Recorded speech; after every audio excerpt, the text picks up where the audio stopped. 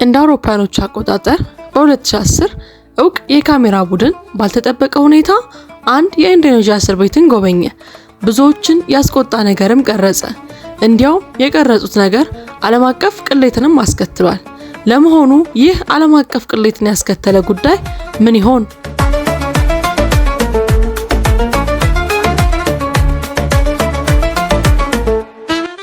ሰላም ለሁላችሁም ይሁን።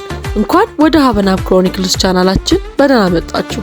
ዛሬም እንደተለመደው ለየት ያለና አስተማሪ ሆኑ ቪዲዮዎችን ይዘንላችሁ መተናል። ከእስር ቤት በስተጀርባ ፈጽሞ አስባችሁት የማታውቁት ዓለም ውስጥ እንገባለን። ቀዝቃዛና ጠባብ ክፍሎችን እርሷቸው። ስለ ቅንጦትና ስለ ልዩ መብት ዓለም አቀፍ ቁጣ ስላስነሱ ሁኔታዎች እናወራለን። እመኑኝ፣ አንዳንድ ታሪኮች ስትሰሙ በጭራሽ አታምኑም።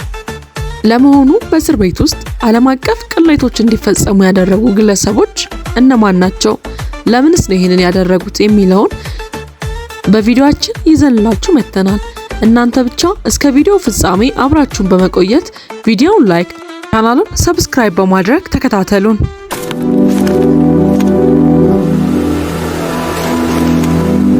ስለ ልዩ መብት ስላላቸውና እንዲሁም ዓለም አቀፍ ቁጣን ስላስነሱ ሁኔታዎች እያወራን ነው።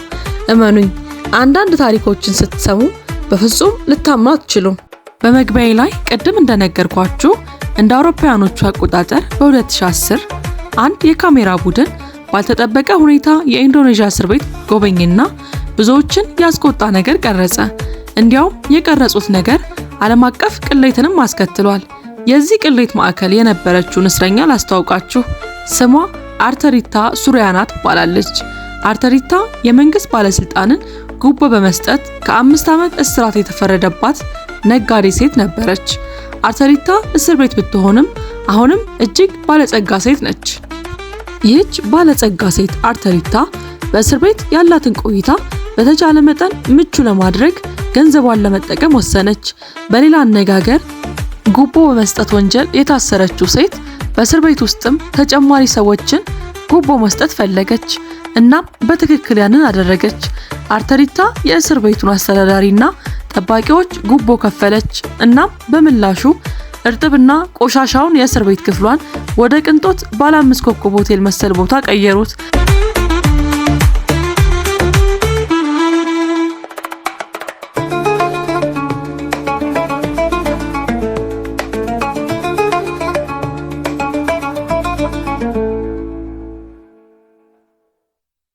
የአካባቢው የቴሌቪዥን ጣቢያ ስለተፈጠረው ነገር መረጃ ሲደርሰው ድንገተኛ ጉብኝት ለማድረግ ወሰነ። እናም አርተሪታ በምትኖርበት አይነት ህይወት ተገረሙ። ይህ በኢንዶኔዥያ ቴሌቪዥን ላይ የታየች የ64 ካሬ ሜትር ነጋዴ የነበረችው የአርተሪታ ክፍል ነው። በእስር ቤት የነበራት ምቹ ህይወት በድንገት አከተመ። ሙሰኛውን የፍትህ ስርዓት ለማጽዳት በተቋሙ ቡድን ባልተጠበቀ ጉብኝት ምክንያት የአርተሪታ የእስር ቤት ክፍል ሲታይ እጅግ አስደንጋጭና ለማመን የሚከብድ ነበር። በክፍሏ ውስጥም የተገኘው ፍላት ስክሪን ቴሌቪዥን፣ ባለ ትልቅ አልጋ፣ የግል መታጠቢያ ቤትና የኬሮኬ ማሽን ነበረው። ግን በዚህም ላይ አርተሪታ ንግስት እንደመሆኗ መጠን 3 አገልጋዮችም ነበሯት። ያልተገደበ ጎብኚዎች እንድትቀበልም ተፈቅዶላት ነበር። እናም በስተመጨረሻ ግን ቢያንስ ጸጉር አስተካካዮችና የውበት ባለሙያዎች ሕክምና ለመስጠት አርተሪታን ለማገልገል ወደ እስር ቤት ይመጡላትም ነበር። ኢንዶኔዥያውያን የአርተሪታን የቅንጦት ህይወት በአርተሪታ የተደረገላትና በእስር ቤት ውስጥ ያገኘችው ልዩ የሆነ አያያዝ እጅግ አስቆጥቷቸው ነበር። አዎ፣ በጣም ያስቆጣል። ላስረዳችሁ። አብዛኛው የኢንዶኔዥያ እስረኞች የሚታሰሩበትን እስር ቤት በዝርዝር እንመልከት። እናም ለምን እንደተቆጡና የአርተሪታ የቅንጦት የእስር ቤት ኖሮስ ምን ይመስል እንደነበር አይተናል። ስለዚህ ሁለቱን በንጽጽር እንመልከት። ባለሀብቷ አርተሪታ ታስራበት በነበረበት 2010 ወቅት ታስረው የነበሩ ኢንዶኔዥያውያን ከ270 ሺህ በላይ ሲሆን እነዚህ እስረኞችም አኗኗራቸው ከፍተኛ የህዝብ መጨናነቅ ባለበት ሁኔታ ነው። እነዚህ በኢንዶኔዥያ የሚገኙ እስር ቤቶችም መያዝ ከሚችሉት እስረኛ በላይ ይዘዋል። በውስጣቸው ያለው የእስረኛው ብዛትም መያዝ ከነበረባቸው ከ3 እጥፍ እስከ 8 እጥፍ ይበልጣል። ይህ ደግሞ በዕለት ተዕለት ህይወታቸው ላይ ከፍተኛ የሆነ ተጽዕኖንም ያሳድራል። የሚተኙትም እስረኞች በጣም ትንሽ በሆነ የግል ቦታ ነው። በትንንሽ ክፍሎች ውስጥ ይታጨቃሉ።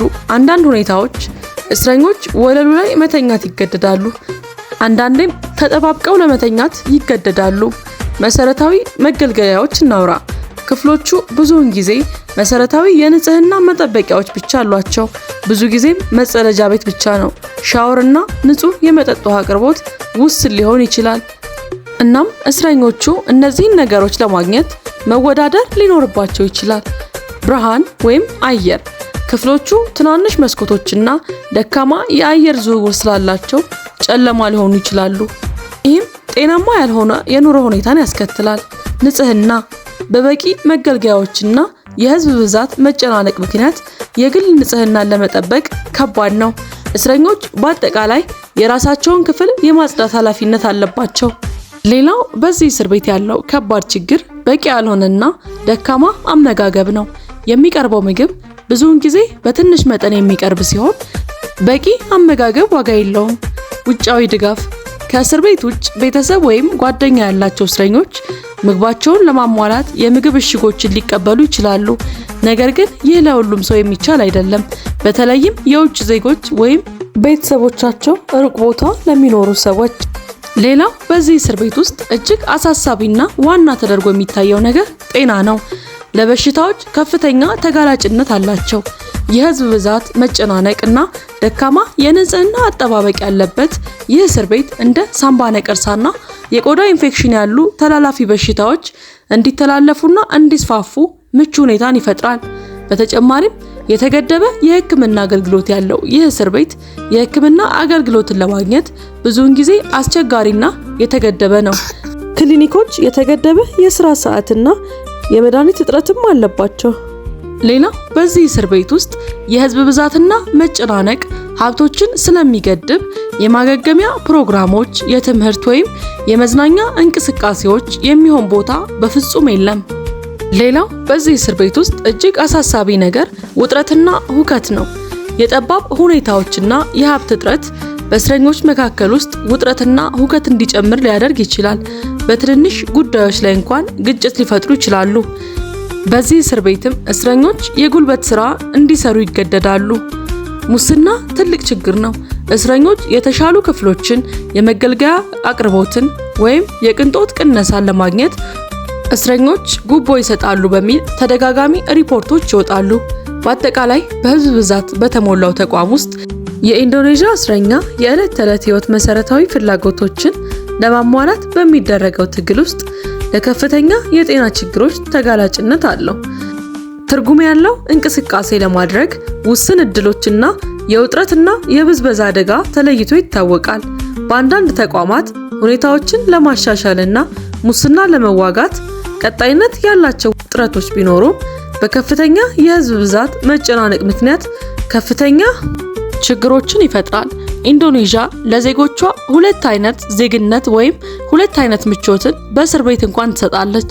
በሚያሳዝን ሁኔታ ኢንዶኔዥያ ውስጥ ያለው የእስር ቤት ውስጥ ጉቦ ይህንን ይመስላል። ከዚህ በፊት ያየነው የነጋዴዋ ንግስት የአርተሪታን ኑሮ ተመልክተናል። አሁን ደግሞ የአብዛኛው ማህበረሰብ አኗኗርን ምን እንደሚመስል ተመልክተናል። ስለዚህ ህዝቡ ምን እንዳስቆጣውና በምን እንደተቆጡ በሰፊው አሳይተናቸዋል። ስለ ኢንዶኔዥያዋ ነጋዴ ንግስት አርተሪታ በእስር ቤት ስለገነባችው ቤተ መንግስት እንዲሁም ቅንጡ ኑሮዋ፣ በውስጥ ይደረግላት የነበረው እንክብካቤ፣ የውበት ሰራተኞቿ ሳይቀር ይመጡ እንደነበር እንዲሁም 3 አገልጋዮች እንደነበሯት በሰፊው ተመልክተናል።